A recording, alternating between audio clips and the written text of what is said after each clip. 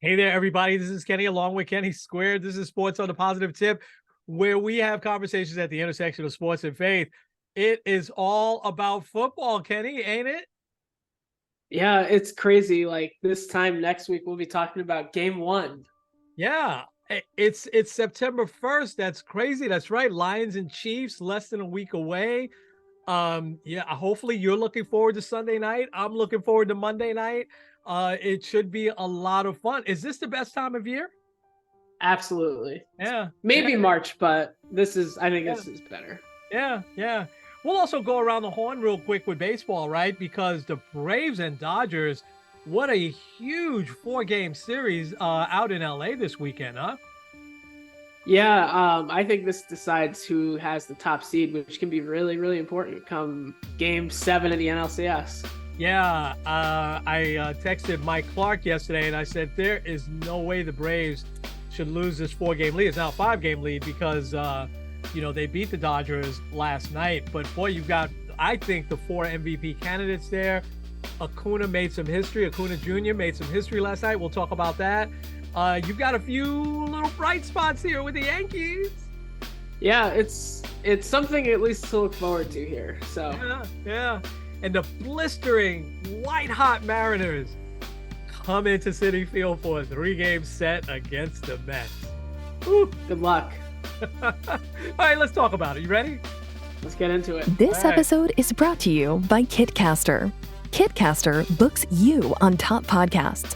How do funded startup founders attract prospects and talent? Podcast interviews. How do entrepreneurs with exits find new deals? Podcast interviews. How do C-suite execs differentiate in crowded markets? Podcast interviews. Kitcaster books you on top podcasts. Click the link in the show notes for a special offer. Celebrate good conversation. Hey there, everybody. This is Kenny and Kenny Squared with the Sports on the Positive Tip podcast. Kenny, it is September 1st. Oh my gosh, what an amazing summer this has been. It's been a cruel summer for us Yankee and Met fans. And if you're a Padre fan and if you're a Cardinal fan, it has been a cruel summer. But now the slate is clean again, about 30 some odd games left in baseball. But we shift and we are going to give our football preview today. Yes? Let's do this. This is like you said before, probably the best time of year for sports. Yeah. It's going to be exciting. Yeah. I think it's going to be some great pennant races as well. And let me ask you first. Let's take 10 minutes or so about with baseball because there's a few things that we want to cover, go through quick. I didn't understand the whole waiver thing this past week. A lot of really good players got put on waivers, and the Angels were just like, we want all these guys out of here for a total fresh start, and also, if you're an Angel fan, it's been a cruel summer. Is that process different this year? Because Howie Rose tweeted, maybe it wasn't Howie Rose, maybe it was John Hyman. One of them tweeted that it was sure that every year the Yankees put Alex Rodriguez, A-Rod, on waivers, but no one ever claimed him.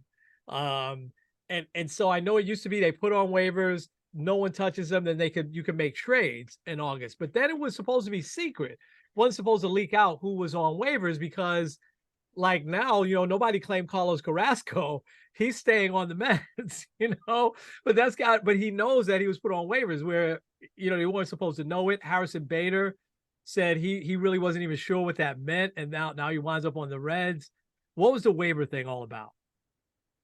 Yeah. So, and especially a lot of this happened Tuesday, specifically for a reason I'll get to in a sec.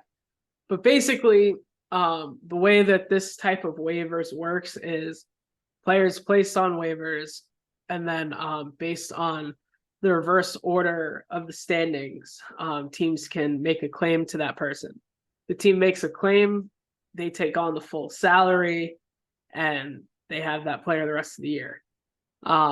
Which like the Yankees, one of those teams, like some teams are trying to use that as a way to get under certain salary thresholds and everything like that. Right. Unlike the past, if a player goes unclaimed, then basically they have two options. Because before you could trade the guy, right? But it's either you keep him or you full out release him. reason why a lot of this happened on Tuesday is because teams have 48 hours to make a claim. And in order, especially for playoff teams, in order for them to have any opportunity to have guys on the postseason roster, they have to be within the organization before September 1st. Right. So it gave the teams a couple of days to decide, hey, do we want to have a very good defensive outfielder to like pinch run and play center field in the 8th inning? Harrison Like, Bader. yeah. Harrison Bader.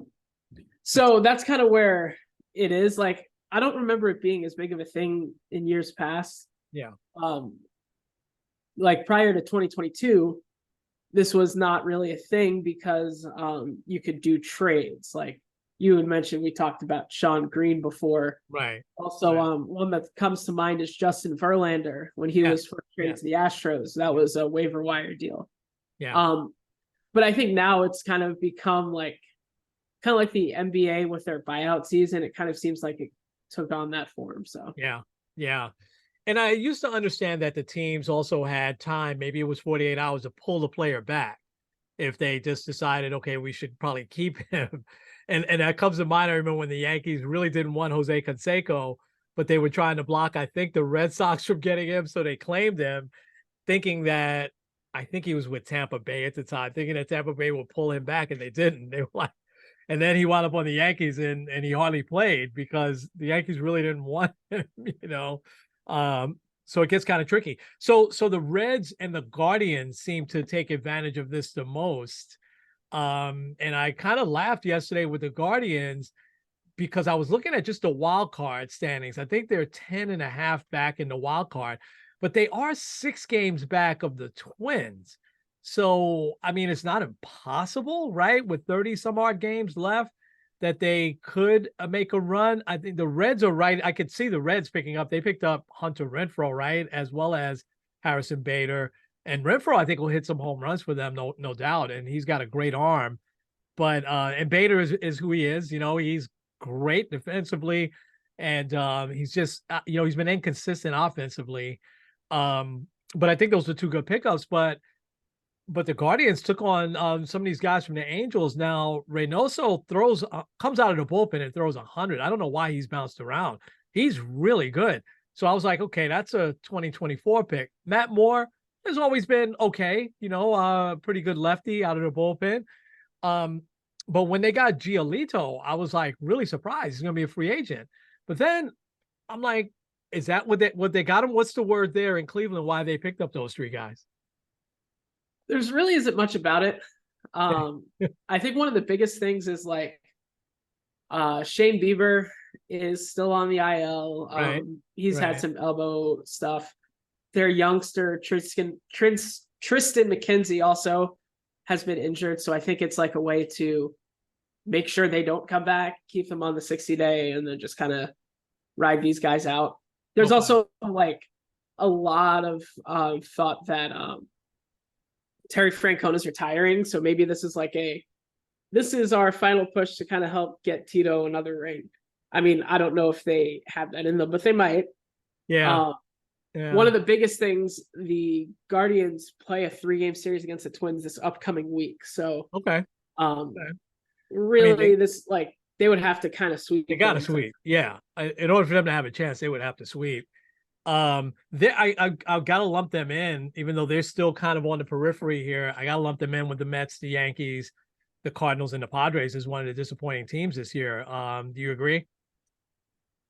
Yes and no. I think they definitely underachieved, but I think they kind of overachieved last year. Oh, okay. So I think it kind of evens out. Okay. Also, they've had a lot of injuries with their pitching. That's why they originally picked up Noah Syndergaard and then, of course, designated him for assignment. So. Yeah, boy, Noah Syndergaard. Feel bad for him, actually. When was the last time you saw a team this hot and for this long, like the Seattle Mariners? They've been excellent. At the end of June, they were 10 games back of the West, and now they lead it. Yeah. For the longest time, I thought wild card, you'd be seeing 2 AL East teams.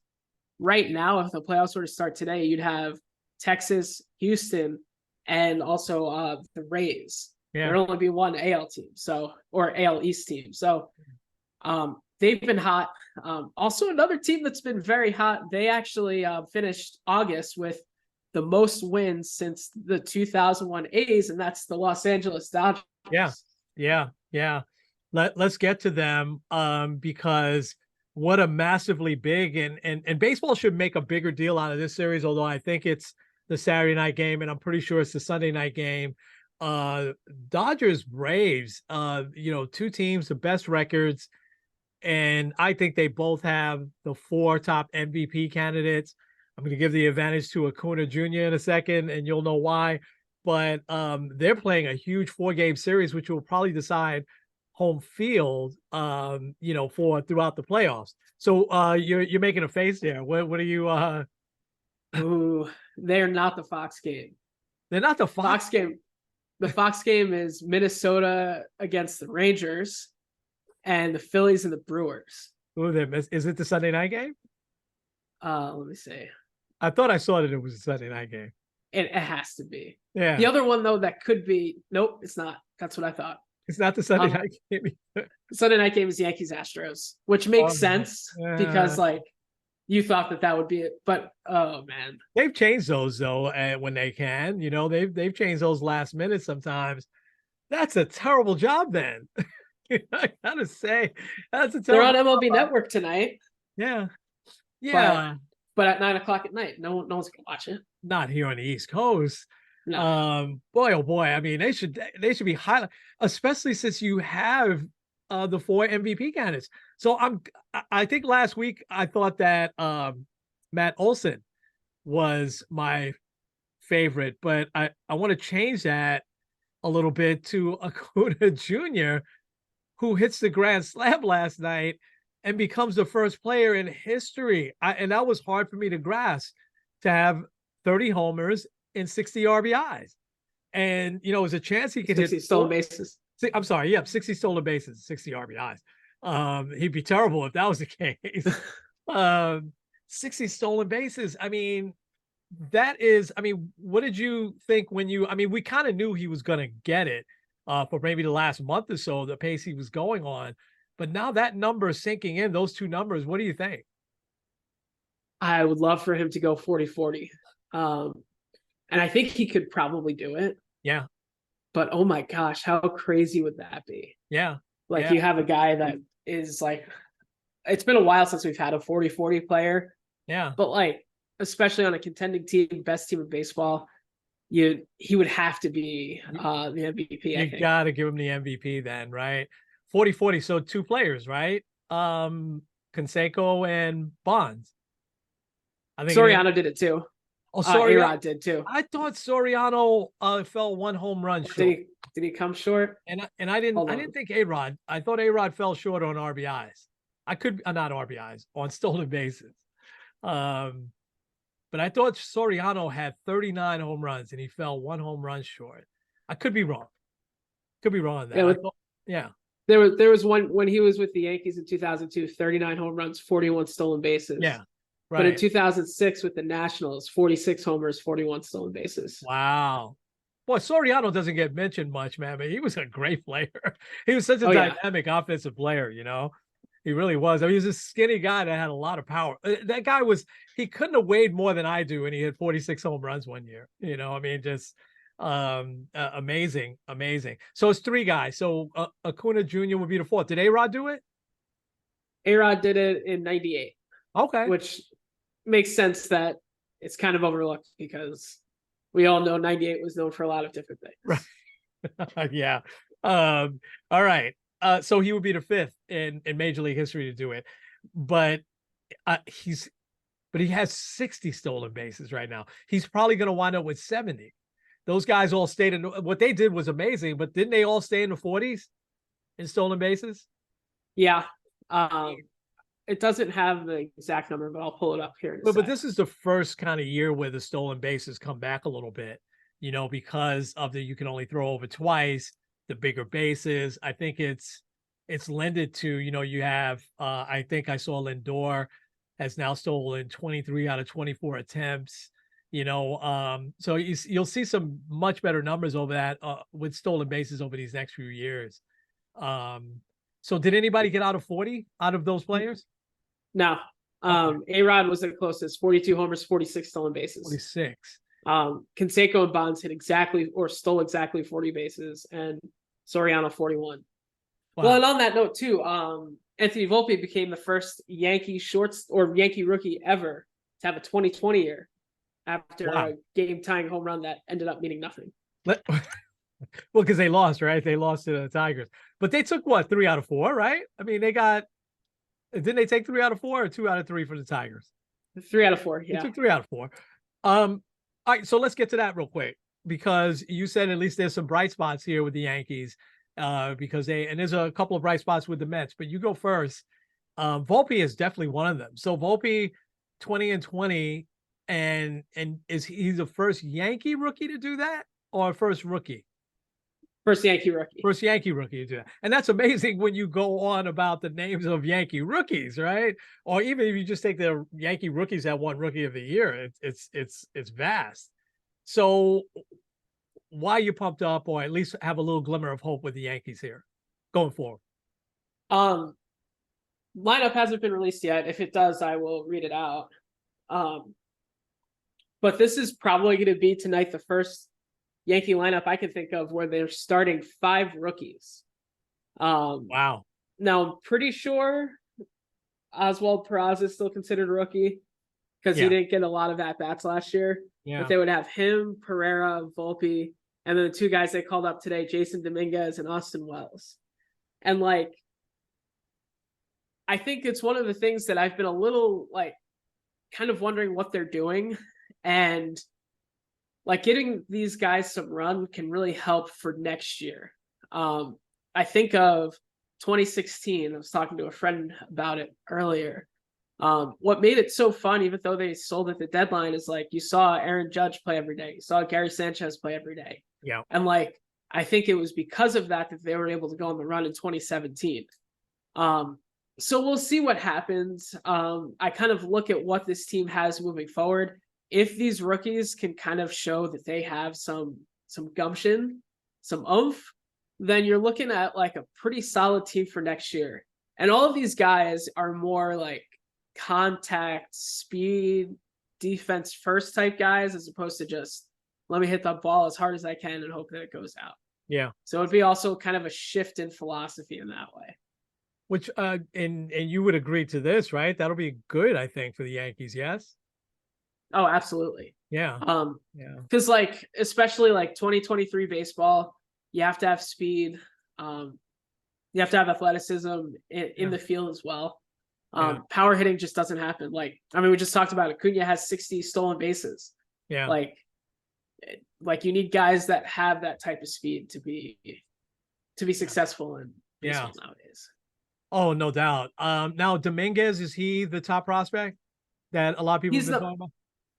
He is. He's technically number 2. Okay.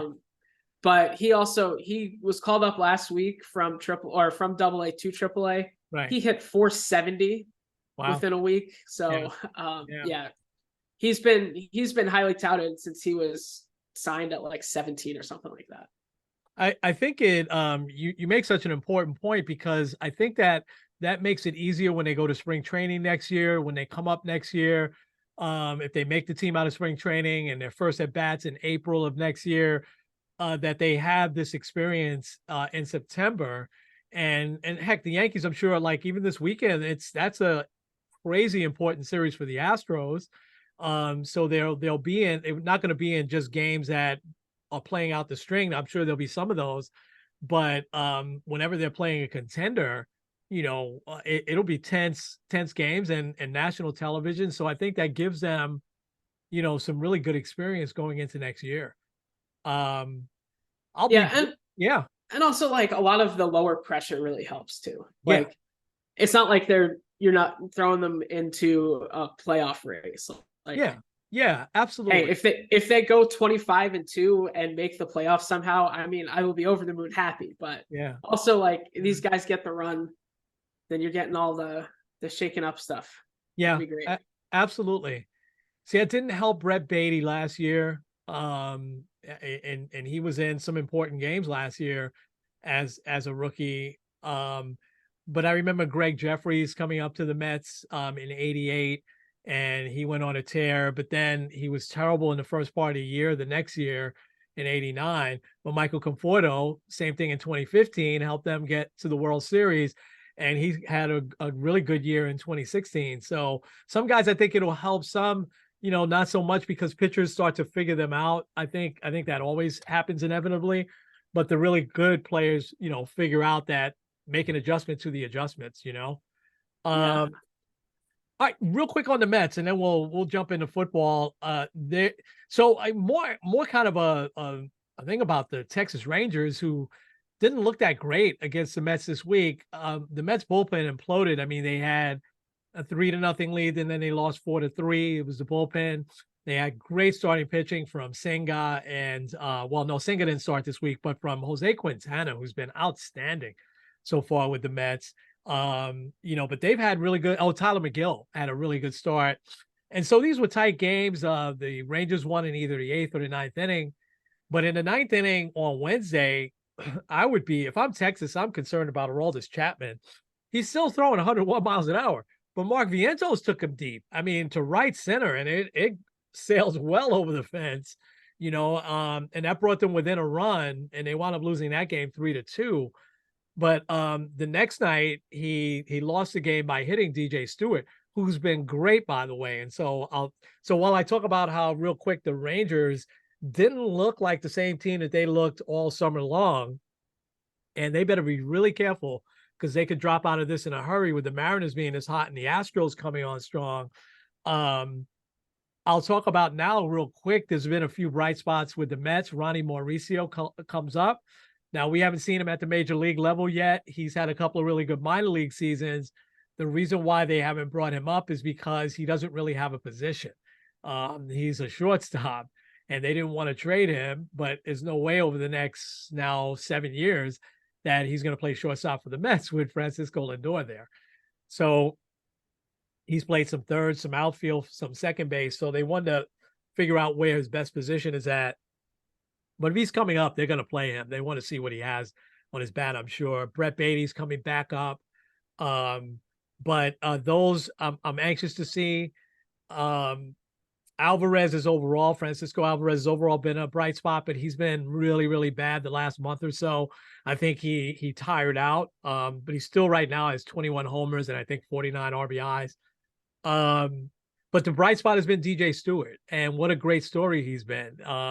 He had 2 home runs the other night. He made this spectacular catch crashing into the right field wall, and he got hit by the pitch to win the game. And his 2-run homer in the 9th inning tied it. They were losing 5-3, and he hit one out that tied the game. So he's been clutch as well. I think he has 10 or 11 homers, and they haven't had him up long. They brought him up when they got rid of Mark Hanna and Tommy Pham.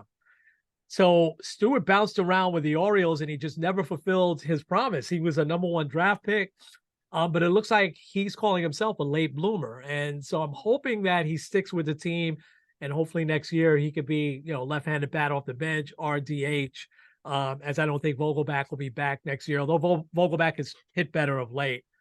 But that's it for the Mets. I mean, they play the Mariners this weekend. Now, did you know that the #1 pitching team in baseball is the Mariners? Really? Yeah. You know what? Yeah. Luis Castillo is still one of those things that kind of haunts me as a Yankee fan. Yeah, you don't want could have had him versus Frankie Montas, who I think started 4 games. Yeah. Castillo has been awesome for Seattle. But there are other 2 starters that they're throwing out there this week has been really good too. So baseball will get interesting. We'll hit back to baseball next week. I think we hit the highlight stuffs here. Let's jump to football. You ready? Let's do it. All right. I'm going to kick us off real quick because we're positive tips. So I have to always think positive, but probably the same feelings that you and I have for our teams. I'm a Jet fan. You're a Giant fan. Is the same feelings we had back in April for the Mets and Yankees. And this has been one of those really big disappointing years for both of us. Yankees get all the way to the championship series last year. The Mets win 101 games. we're thinking they're going to come out like blockbuster gangbusters this year, and they don't. Well, we're thinking that same way with the Jets and the Giants, and we have to have that hope.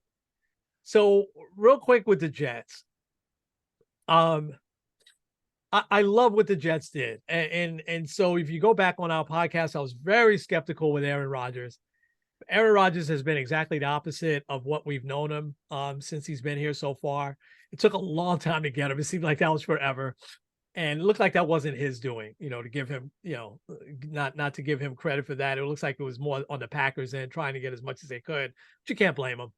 But he has been the ideal teammate. He's been open with the media. Now, again, they haven't played a regular season game yet. He hasn't had a bad game, but I'm hoping he's turned a corner. I think his quote today was, it feels like he's living inside of a dream, playing here with the Jets. So it's apparent that he was very unhappy in Green Bay for a long time. Especially I think the turning point was when they got rid of Mike McCarthy. And he really took that hard. I think, that was his coach. And, you hired a guy that was younger than him, and so, but he's been great. And it looks like he still has, he only played a tiny bit in preseason. So I don't know if he still has it, but I think he does.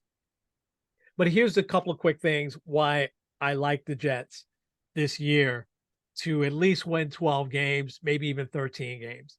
Breece Hall was outstanding last year until he got hurt. He's healthy. He looks healthy. Dalvin Cook has been a solid running back for several years now. He's not one of those running backs that got hurt or is banged up. He still looks the same like he did a couple of years ago, or at least he did last year. We haven't seen him in the preseason, and we won't, obviously. So, but we're hoping that if last year is any indication, he's still good. So that's a great 1-2 punch in the backfield. And then you've got Allen Lazard and Randall Cobb, and those are guys that they picked up that are, Aaron Rodgers' boys. I don't know how else to say it, but they're also still very good.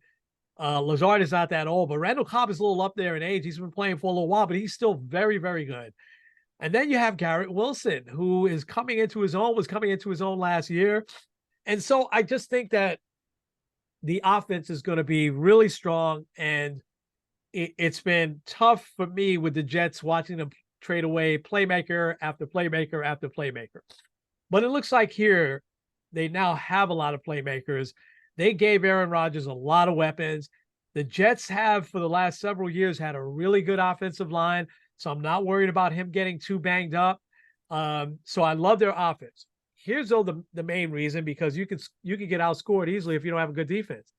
The Jets for the last couple of years have had a really good defense, especially last year. And they kept all of their guys, and they signed their key guys, and they added a couple of other pieces. And so I think, and the Jets have 2 All-Pros, right? With Williams and CJ Mosley.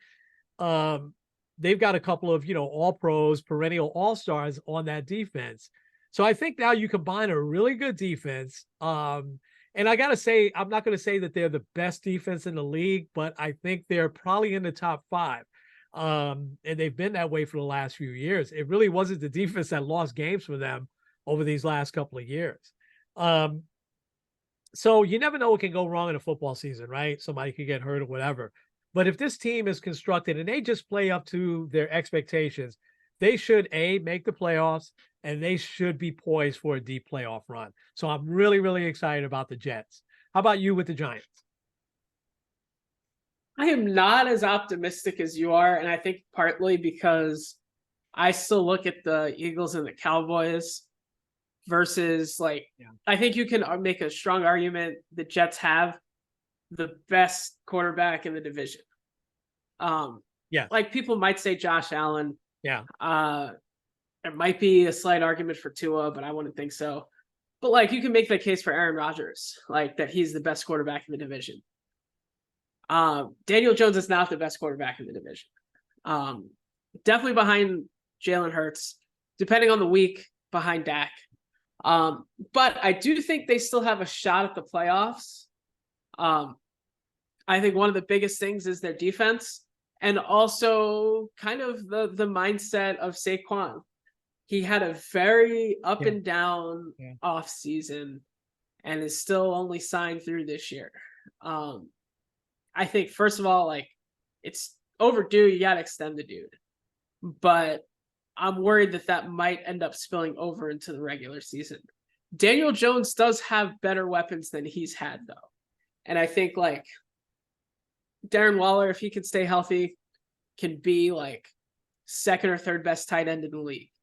And like, especially like a team that can run in so many different ways like the Giants can, it might actually help them.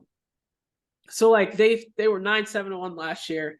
I can see them going 10-7. 11-6 might be a stretch, because also like last year they were not great in division. I think they've lost to the Cowboys like 7 straight. I think they got swept by the Eagles in their 2 games as well, or they might have won the last game. I don't remember, but like they would have to do better with that.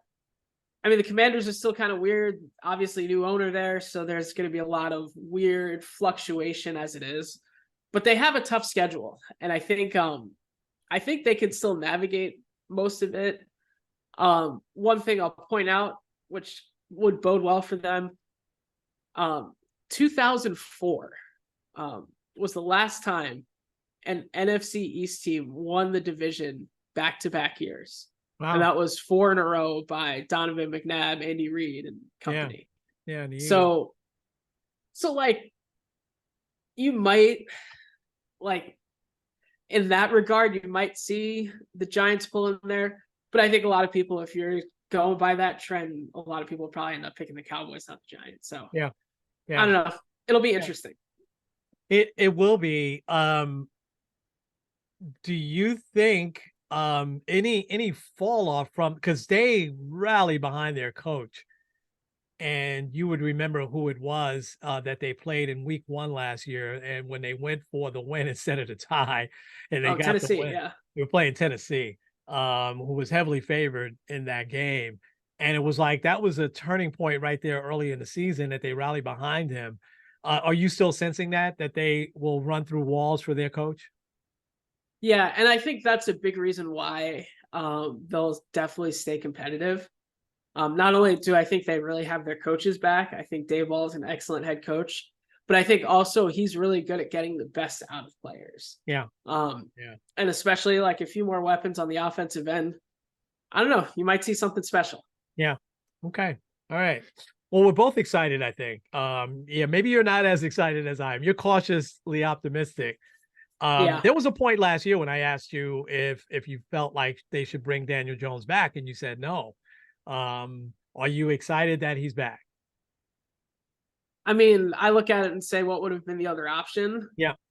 I think it's weird because some people are like, oh, well, he's really, really good. Oh, well, maybe he's a top 20 quarterback. Yeah. I think he's like probably mid, like 15th, 16th best quarterback. Oh, wow. He's not bad, but no, he's not like top 10. Yeah. Okay. I think like top 10, you could probably just go with all the AFC quarterbacks. So. Okay. All right. I'm going to make a statement here, and you tell me if I'm off. I think still the class, not just of the AFC. This is not anything prophetic or anything, but maybe I'm missing a team. Maybe I'm missing the Eagles here. But I think the Chiefs, the Bills, and the Bengals, which is going to make the Jets' road to the Super Bowl very, very difficult. But I think they're still the class of both leagues. What do you think? Yeah, I would agree. Maybe the Eagles there. Yeah. I think the biggest thing though with the Eagles is they have to replicate it. Yeah. How many times have we seen teams like have an excellent year? Like I think of the year Carolina went 15-1 and then like could never do it again.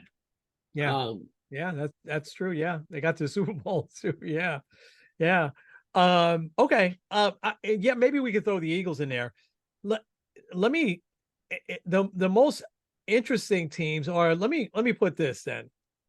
What are teams do you think will fall back a little bit? I'll name my number one, and I hate to say this because I thought it was such a good feel story last year, but they really didn't do much in the offseason, and they lost a couple of key players. And Geno was really good, but it's going to be hard for me to see him again do that, and that is Seattle. I think will take a step back this year. I don't know if you agree or not, and or if you have another team. I'll give you another team. I do agree because like Seattle did a lot. Now you might argue that they like some of their young guys might get better, but also their division's not easy either. Yeah, their wide receiver is phenomenal. I mean, he's all world. Yeah. I think the team that I would focus on would be Minnesota. Okay.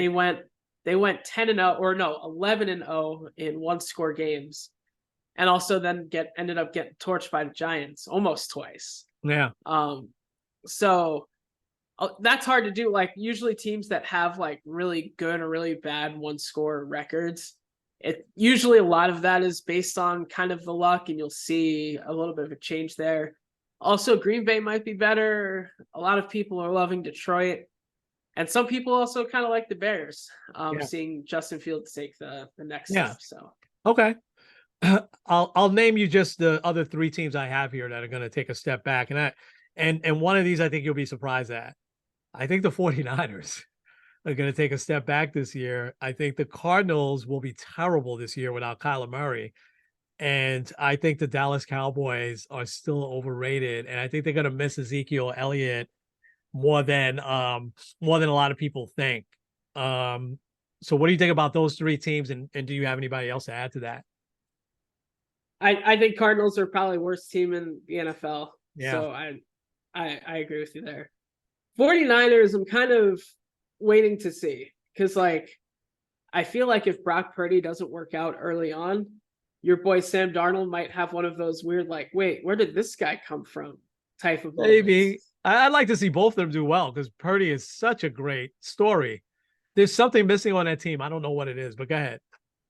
Yeah, actually with the Cowboys, I think it's kind of the opposite. I think a lot of people are kind of overlooking them a little bit. Okay. I know like Zeke has been there, but also like, I don't know. I think the biggest thing though is if Dak can keep the interceptions down. You know, he missed 5 games and still led the league in interceptions. Wow. That's hard to do. That's that's hard to do. So I think if he can keep the interceptions down, and I mean, I guess also probably a big loss would be Kellen Moore. So I guess I could see it. Yeah. Cowboys are the team though. Like, would I be surprised if they went 14-3? No. Would I be surprised if they were 10-7 and missed the playoffs? No. Yeah. All right. Here's the teams I think are going to be the most interesting to watch. It's going to be fascinating to see how they do. I'll just name them all and then we'll go back over to them. These are the ones that I put there and see if you have anybody to add to the list. The Pats, the Rams, the Bucks. I mean, I can't wait to see how our guy does there as their quarterback. The Broncos, my Super Bowl pick last year, with Sean McVay. It's just gonna be fascinating to watch. The Chargers, I think this is a really pivotal year for them. And believe it or not, I have the Giants as one of the most interesting teams, to watch to see if they can take that step up and see them start to, move towards getting back to a Super Bowl. Any teams to add? And then I'm curious for your thoughts on those teams. I'll add one more team here because they, I think, are very, very interesting. And that's the Green Bay Packers. Yeah. So much has been focused on Aaron Rodgers and like kind of like the divorce there and how he's feeling so free and amazing and the Jets are awesome. But what about the people that he left? What about Jordan Love, who's kind of sat under his wing for a while? Because also like, I don't know, they have a pretty easy schedule. I think they're very intriguing. They also start out with the Bears. Jordan Love gives you 3 touchdowns, 330 yards against the arch rival. Packers fans will very quickly forget the name Aaron Rodgers. I think another team I would add would be Jacksonville. Because they're for the first time in a long time, they have expectations. Trevor Lawrence took a huge step forward. Doug Peterson there. I think it's going to be really, really intriguing in that way. And also who else in that division is going to be competing? I mean, Tennessee has kind of always been like a 500-ish team. Houston, probably rookie coach, rookie quarterback. They're not doing much. And the Colts with the whole Jonathan Taylor thing and they're starting a rookie quarterback. Yeah, I The like Colts their have started. quarterback. Yeah, but Yeah, without Jonathan Taylor, I'm sorry. I don't want to let this thought go. You and I have homework for next week. I only watched the first maybe 15 minutes, so I got to go back in. But when you brought up Jacksonville and how now because they're just focused on football, without Urban Meyer, there's a Netflix documentary on, I think it says Cleaning the Swamp, I think it's called. And it is about the Urban Meyer years at Florida. And the first 15 minutes or so that I watched was like, oh my gosh, the places he went to get players is really, so you and I need to watch that whole thing. I think it's only an hour. It's not a series. I think it's just 1 hour and a half or something like that, hour and 40 minutes. And then we can come back and talk about it a little bit. I'm fascinated to see what the Rams do. I mean, they really fell off last year. I'm surprised Sean McVay didn't, become an announcer. I swore we saw him on one of his free game shows this year, but he came back, and I think that team still has a ton of talent. They just had a lot of injuries last year, so I think that's a team not many people are talking about. It's gonna be fascinating to watch them. Yeah, and they were bad. I think I just saw it was 5-12 was their record. Yeah. But yeah, you had the injury to Matthew Stafford, Cooper Kupp, those guys, those two alone were such a huge part of their Super Bowl run. Yeah. And I mean, you'd mentioned Seattle could take a step back. San Francisco doesn't know how to draft a quarterback.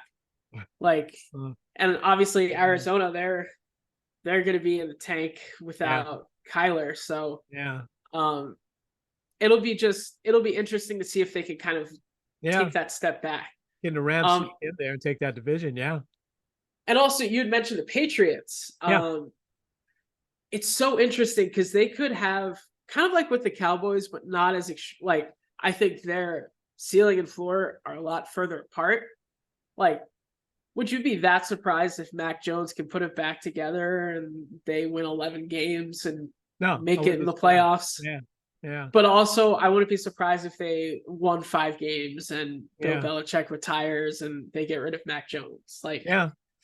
That's why I think they're fascinating to watch this. This is such a pivotal year for both of them, for Mac Jones and for Belichick. And the networks are still very much smitten with the Pats. They're still watch. You're still going to see them on TV a lot, and so I think we'll be watching them quite a bit.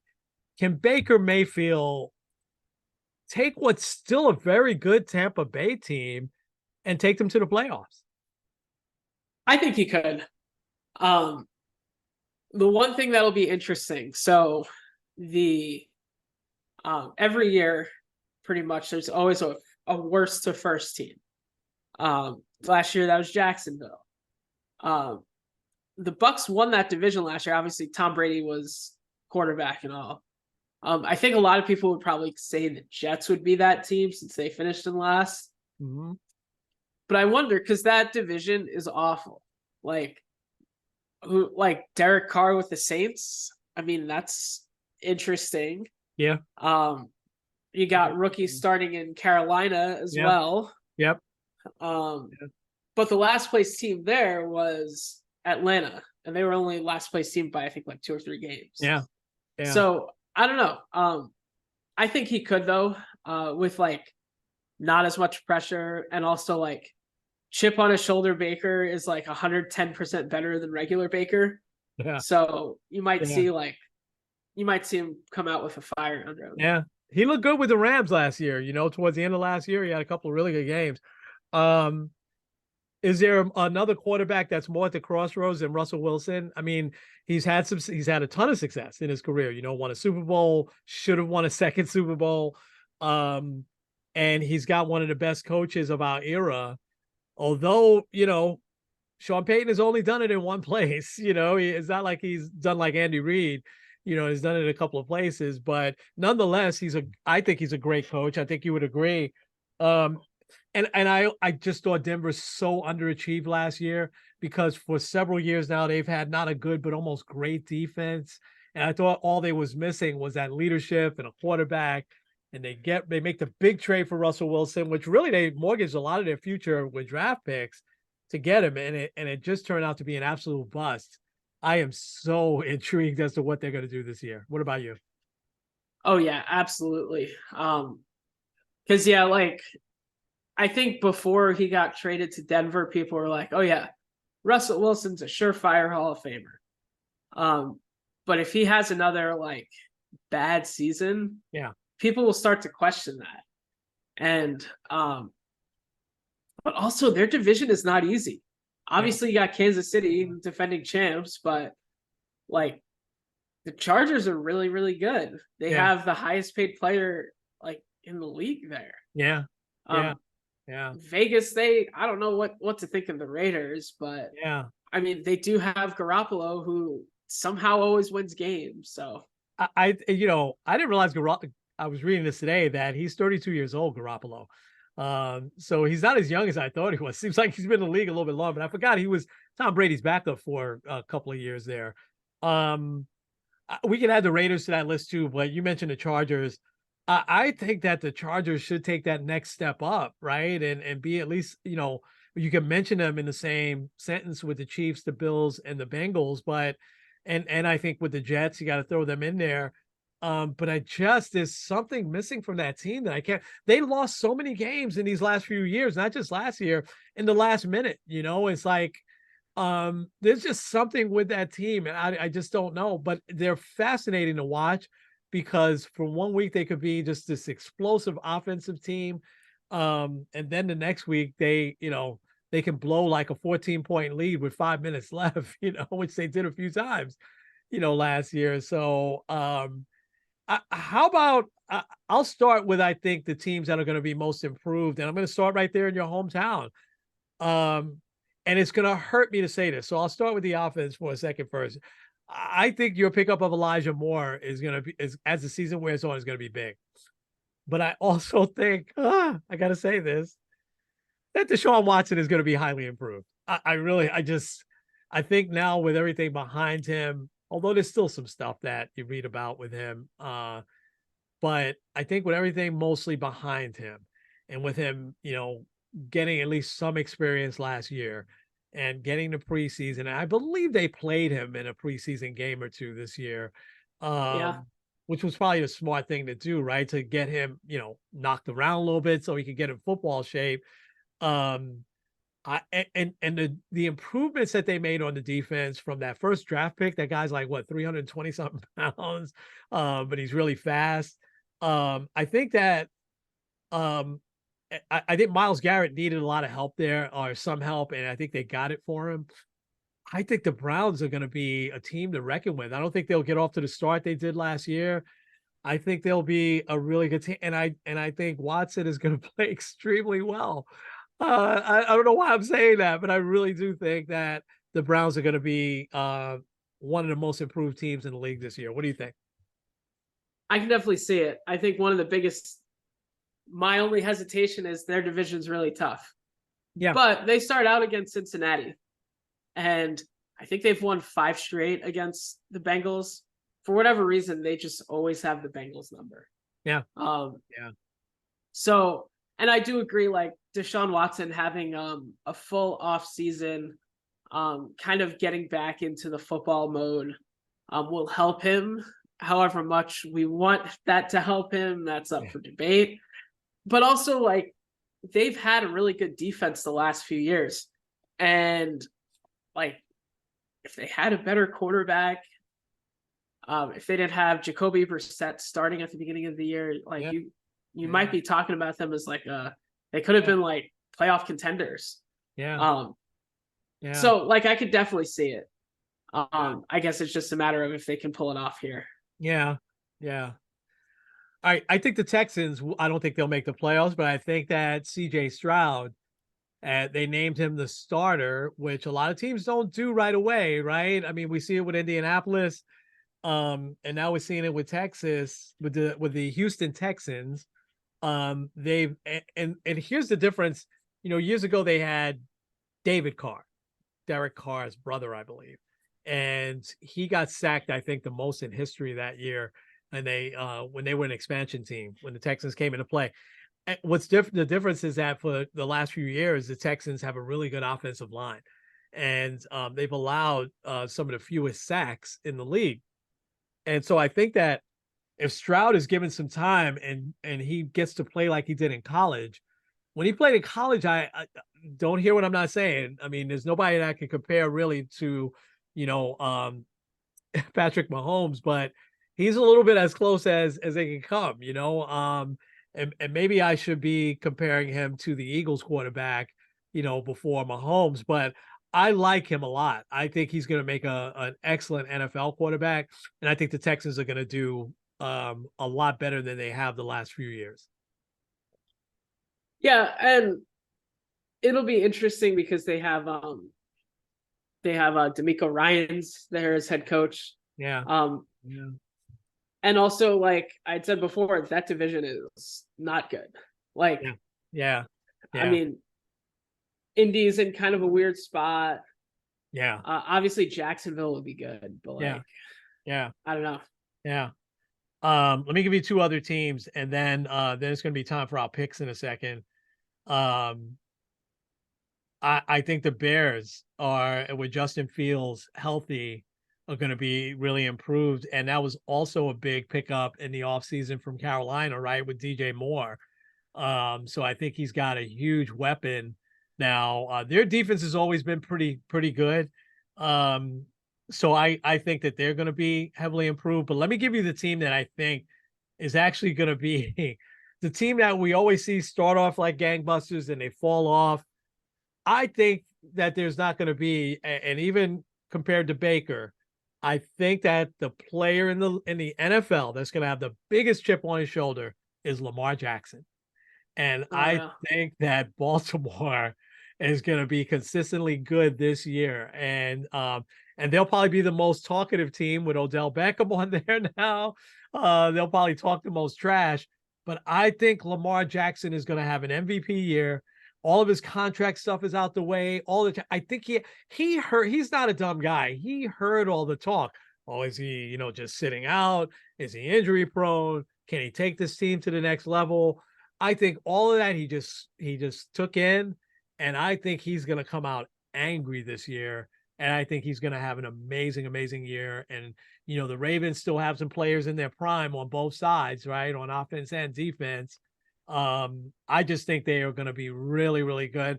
I wouldn't put them against the Chiefs, Bengals, or Bills at that level, but a playoff game, let's say against the Bills, I think the Ravens can win that. You know what I mean? So what do you think about the Ravens? I like the Ravens too. I think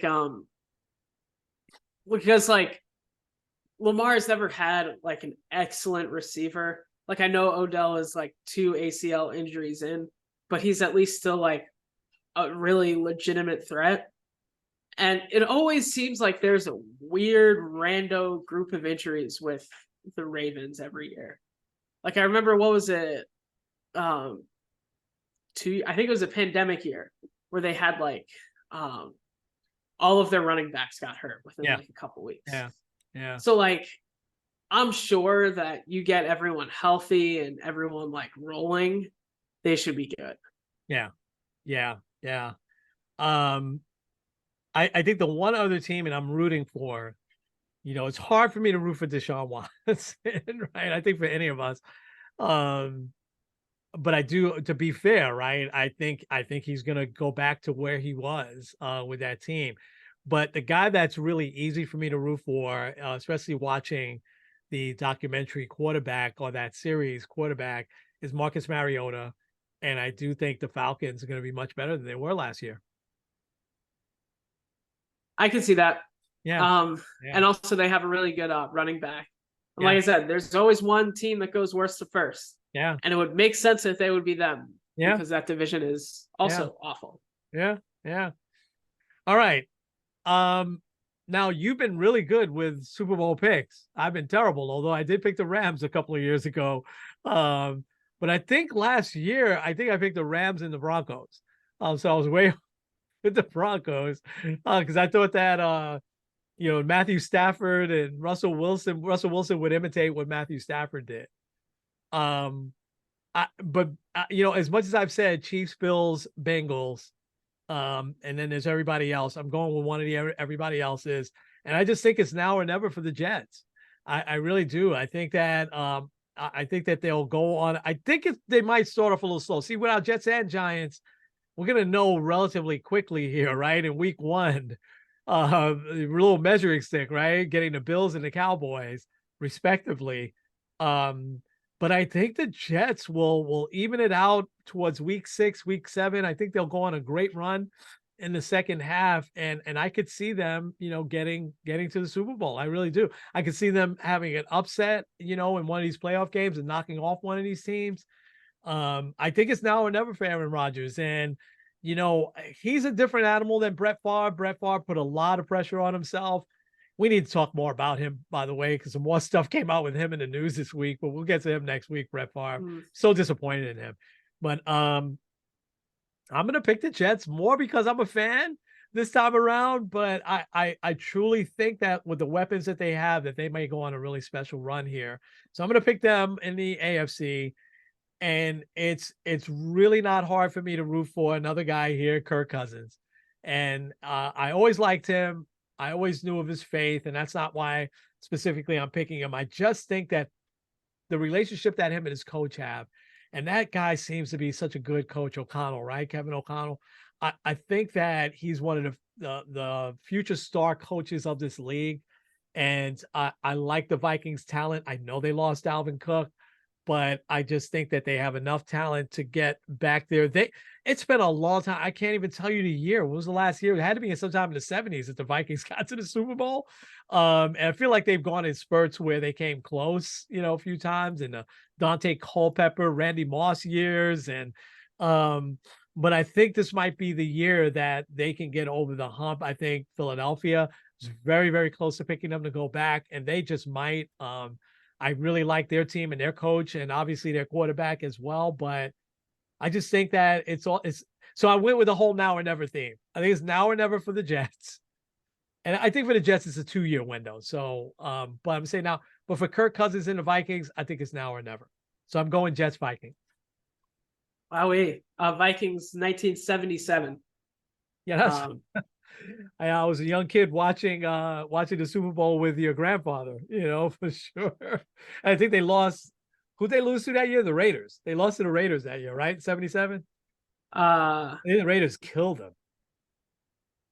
That I don't have straight up They hand, went but to I 4 will. Super Bowls in that era, and they didn't win one of them. Yeah, Yeah, they all in the 70s. yeah. Because they lost to the Chiefs, then they lost to the Steelers. Yeah, that'd be the Raiders, and then they lost to the Raiders. Yeah. All right, Super Bowl for me. I'm gonna go a little bit out there, but also not that out there. But both would be really annoying if either of them won because fan bases want to stop talking about it. I'm gonna go with the Chiefs and the Cowboys. Okay. I think with the Chiefs, like, I don't know, Patrick Mahomes still seems like he's on a whole other level. I mean, at some point, someone's going to knock him off, and I wouldn't be surprised if that's this year, like whether you have a Joe Burrow or Aaron Rodgers or whoever. But I do think, like, for now, like, it's hard to pick against them until, like, you can actually see them not making it to the AFC title game. I think they've been now 5 or 6 straight years or something like that. Yeah. And also with the Cowboys, I think, like, I know you had mentioned that they're a little overrated. I feel like this is kind of one of those years where, I don't know, it's really hard to go back to back making the Super Bowl. And there really isn't a team that's like sticking out in the NFC, because like you can't really go with the Lions because they really haven't proven it. Jared Goff has been good, not great. Like San Francisco has the weird quarterback issue, but I think if you can really focus on Mike McCarthy not making big mistakes, I think if Dak can keep the ball and it's more of a running game, especially with CeeDee Lamb kind of leading the way. Yeah. And also they might have one of, if not the best defensive player, Micah Parsons. Yeah. And I think Micah Parsons, wow. Yeah. With all that, I mean, like I said, I think if it's Cowboys Chiefs, it's going to be a very nauseating Super Bowl because both fan bases are very loud and Oh, obnoxious. yeah. Yeah. But also, I will say, if that's the Super Bowl, we're talking like most watched Super Bowl in a long time. So Yeah. Yeah. All right. We have it on tape. It would be the most watched, the Chiefs and I believe that there's history there too, because if I'm not mistaken, the Chiefs started out as the Dallas Texans in the old AFL before they moved to Kansas City. uh, Yeah. So there's a little bit of history there, as well. All right, so we have it on tape. Are you ready for some inspiration? let's do it. I've got two. I mean, I struggled one. Both of them are relatively short. And I'm trying to figure which one should I tell you first. I use you as a gauge because I know you like this stuff, but I think our audience likes it too.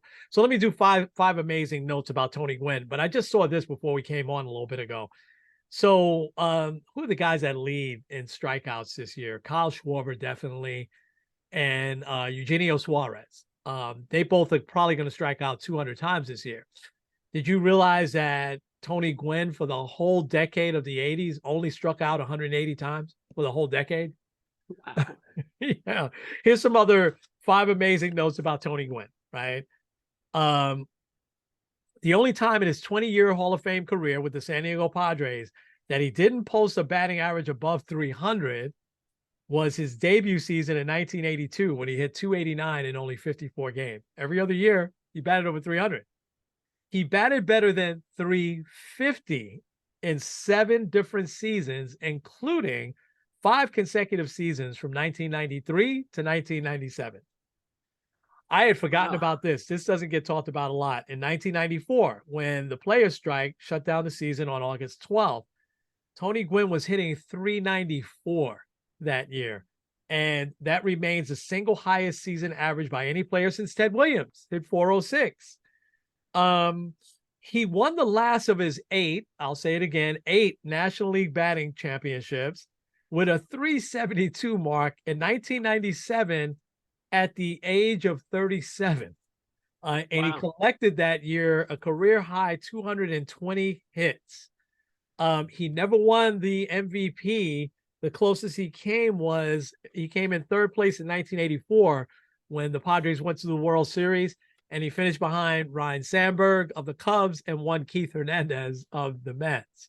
But that year he led the league in batting with a 351 average, and he had 213 hits that year. And he certainly led the Padres to their first ever World Series berth that year.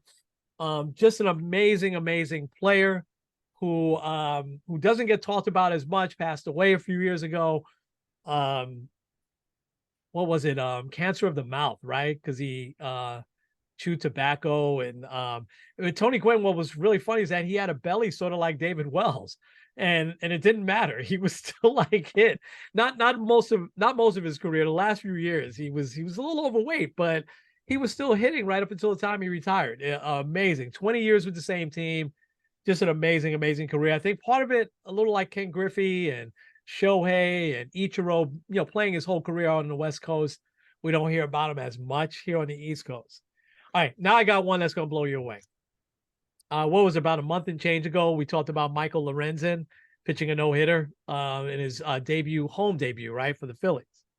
In 1993, Michael Warren, probably never heard of him, right, pitched a no-hitter for the Oakland A's, 1993. Steve Busby, a guy I heard of because he was very good pitcher for the Kansas City Royals in the 70s. In 1973, he pitched a no-hitter. And in 1920, Walter Johnson, someone we've all kind of heard of. Obviously, we never saw him. One of the all-time great pitchers. He also pitched a no-hitter. What did all 4 of those guys have in common? All 4 of those guys came out of the same high school. Fullerton Union High School in California. They all graduated from that high school. And that high school supposedly has a really great baseball program. But here's the other really great coincidence. Even though all those years they've had a really good baseball program, those are the only 4 players that ever went to the major leagues from Fullerton Union High School in California. And all 4 no-hitters. Amazing. That's crazy. Yeah, I came across that by accident the other day. Wow. Well, that's a crazy story. I'm gonna go a little. It's still sports related, but not directly there. So, as we had talked about, the whole Skip and Shannon thing with Undisputed Yes. a little while ago. So they Yeah. so Skip Bayless debuts Undisputed with his new cast of characters. I saw someone saying that he brought in the Avengers, has Michael Irvin, Keyshawn Johnson. I saw Rachel Nichols on there, Yeah. but Yeah. also Richard Sherman. Yeah. So one of the first segments that they did was talking about how when Skip Bayless was on First Take with Stephen A. Smith, and him and Richard Sherman go back and forth and kind of go a little low blows back and forth. Yeah. I And remember that. Yeah. and it was like I remember like it being such a big deal back then, but I really liked how, first of all, they said like we have nothing but respect for each other, and really like tried to not only set the record straight as to like the sequence of events that happened that day, but also just to kind of bury the hatchet. Because like especially when you have stuff like that happen, Yeah. sometimes like the weird lingering effects can happen with it. Like I think with I think back to Josh Donaldson versus Garrett Cole, and when he first got traded to the Yankees, that was like such a big story because like he really came out and was trying to come at Garrett Cole, and Cole struck him out twice in a row and stared at him as he was walking to the dugout. I remember that too. Yes.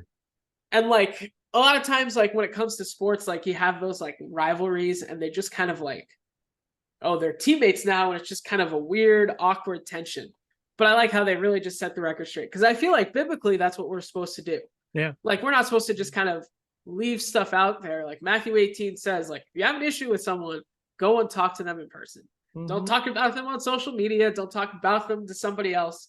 Go ahead and just talk about it and set the record straight. Yeah. And especially like you talk public figures, you talk athletes, anybody that's like an influencer on social media. I think it's also important to say something publicly because of something that may happen in public. So Yeah. I don't know. I thought it was really cool, and also I'm very curious to see if that's going to work because I think they have all the right pieces. Yeah. Yeah. Some of it was really good. That's a great one. And I love the reconciliation thing. And I was so happy. I think you and I talked about this with Tim Anderson. And I was so happy. And I don't know that they've shaken hands yet. They probably haven't seen each other, I'm sure, him and Ramirez. But I was so happy that Tim Anderson posted an apology, on social media. And I'd like to see them reconcile, next year. I think that's so important. One quick thing I'll add to that is Stephen A. Smith, who's done a million interviews and been part of a million, he said that was the most uncomfortable he ever felt, in an interview, that he, that Richard Sherman's words were really, really strong. If anybody's never seen that interview, man, go back and watch it. There's clips of it all over the place. But it's, I remember when that happened, and I think I was probably traveling at the time, and I must have had that online. It's the only time I used to watch First Take if I didn't have to leave my hotel room until 11 in the morning or something like that, But that I remember somehow seeing that, and I was like, wow, where did that come from? It'll be interesting to see if Skip Bayless can make that work, because Keyshawn Johnson and Michael Irvin, I'm sorry, they never shut up, man. Richard Sherman is a little more, measured in his words, but oh my gosh, I think Rachel Nichols, I'm so glad somebody gave her another shot. I always thought she was excellent. And what happened with her and Maria Taylor, boy, it was just crazy how, somehow her words in private, came back to haunt her like that. It just, so I was glad to see her getting another shot. But that's a great one. That's a great, I love that. I love that inspiration. That's definitely inspiring. All right. I think we covered it today. What do you think? I think we did it. Yeah, I'm worn out, man. I'm going to go take a nap. You ready to take us home? Yeah, let's do it. Squared and Kenny. With sports on the positive tip, we will see you guys next time. Absolutely. We'll talk about the first game of the NFL. Let's go.